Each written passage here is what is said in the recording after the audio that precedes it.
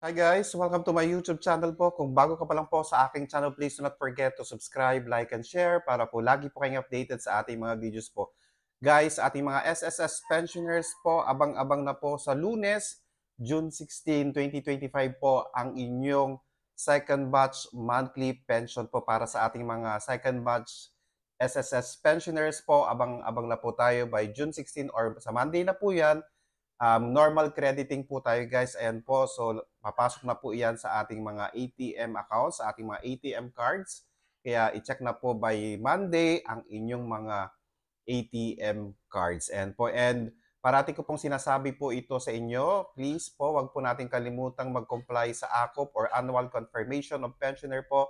Sa mga SSS pensioner po na kinakailangan mag-comply po kayo para hindi po magkaroon ng problema ang inyong monthly pension. Sino-sino po ba sila? Ito po, ang mga retirement pensioners po na may edad 80 years and above, of course. Retirement pensioner po residing abroad. Total disability pensioner po.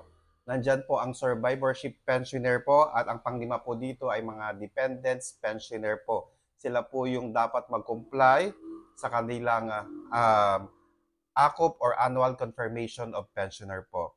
Sana nakatulong po ako. Maraming salamat po and stay safe. Bye-bye!